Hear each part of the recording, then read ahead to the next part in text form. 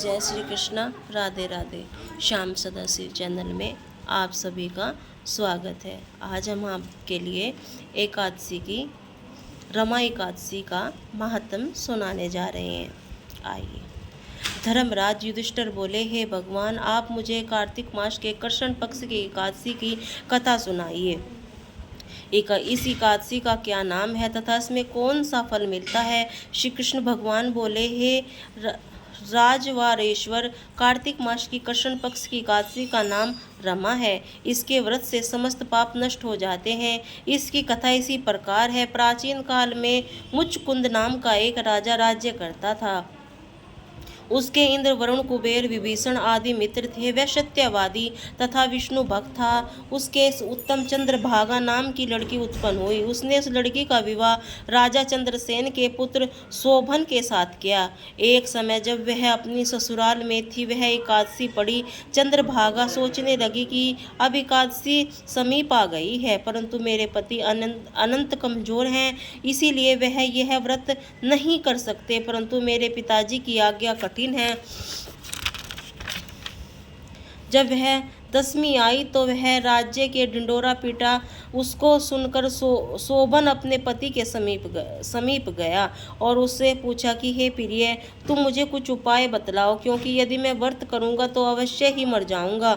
इस पर चंद्रभागा बोली, हे प्राणनाथ, मेरे पिता के राज्य में एकादशी के दिन कोई भी भोजन नहीं करता है। यहाँ की हाथी, घोड़ा, ऊंट आदि भी तृण, अन्न, जल और आदि ग्रहण नहीं करते। यदि फिर यहाँ मनुष्य कैसे भोजन कर सकते हैं। यदि आप भोजन करना चाहते हैं तो यहाँ से किसी दूसरे स्थान को चले जाइए, क्योंकि यदि आप इसी स्थान पर रहोगे तो आपको व्रत अवश्य ही करना पड़ेगा। इस पर शोभन बोला कि हे प्रिय, आपका कहना बिल्कुल उत्तम है, मैं अवश्य ही व्रत करूँगा। मेरे भाग्य में जो लिखा है वही होगा। ऐसा विचार करके उसने एकादशी का व्रत किया और सूर्य भगवान को अस्त हो गए और जागरण के लिए रात्रि हुई। तब शोभन को दुख देने वाली दूसरे दिन प्रातः होने से पहले शोभन इस संसार से चल बसा। राजा ने उसके मृतक शरीर को दहन करा दिया। चंद्रभागा अपने पति की आज्ञा अनुसार अग्नि की दहन न हुई, परंतु पिता के घर रहना उत्तम समझा।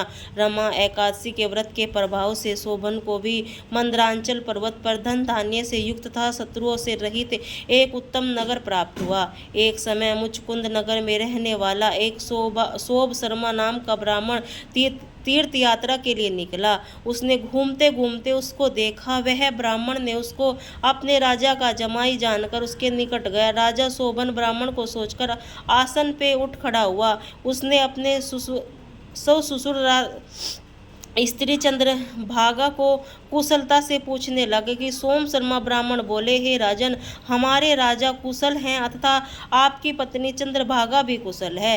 अब वह आप अपना वृत्तांत बतलाइए। मुझे यह बड़ा आश्चर्य हो कि ऐसे विचित्र और सुंदर नगर आपको किस प्रकार प्राप्त हुआ।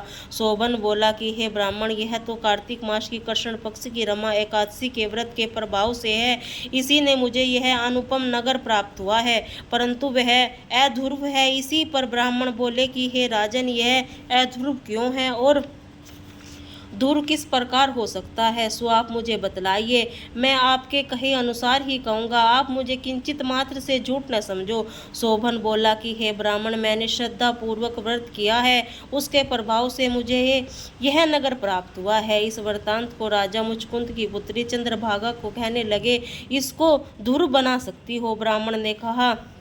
वहां जाकर चंद्रभागा ने समस्त वृत्तांत कहा। इस पर राजकन्या चंद्रभागा बोली कि हे ब्राह्मण, आप मुझे उस नगर में ले चलिए कि मैं अपने पति को देखना चाहती हूँ। मैं अपने व्रत के प्रभाव से उस नगर को धूर बना दूंगी।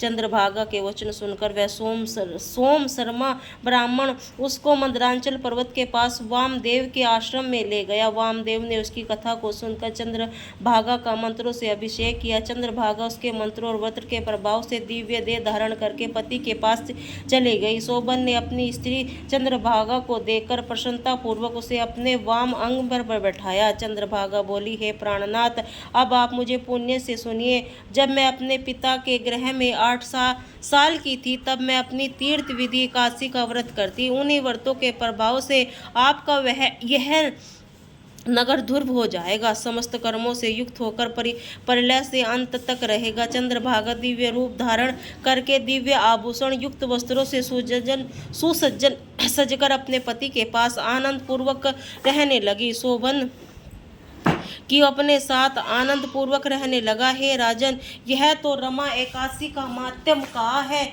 और मनुष्य इस रमा एकादशी के व्रत को करते हैं, उसके समस्त ब्रह्म हत्या आदि के पाप नष्ट हो जाते हैं। जो मनुष्य रमा एकादशी का महात्म्य सुनते हैं, वे अंत में विष्णु लोक को जाते हैं।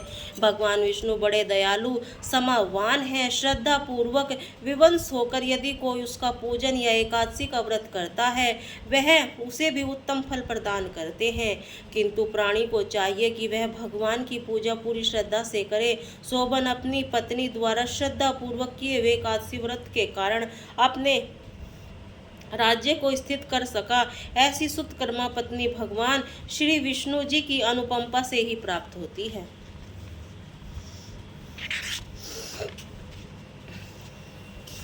जय काशी माता मैया, जय काशी माता।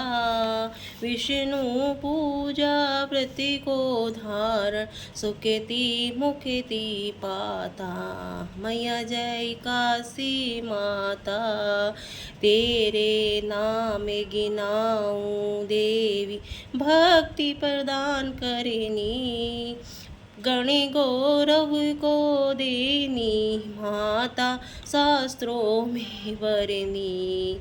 ओम जय काशी माता। माघ ऋषि के प्रकर्षण पक्ष की सफला नामक है।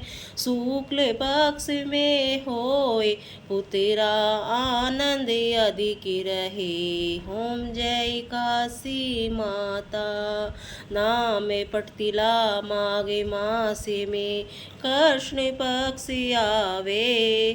शुक्ल पक्ष में जया कहावे, विजय सदा पावे। ओम जय काशी माता।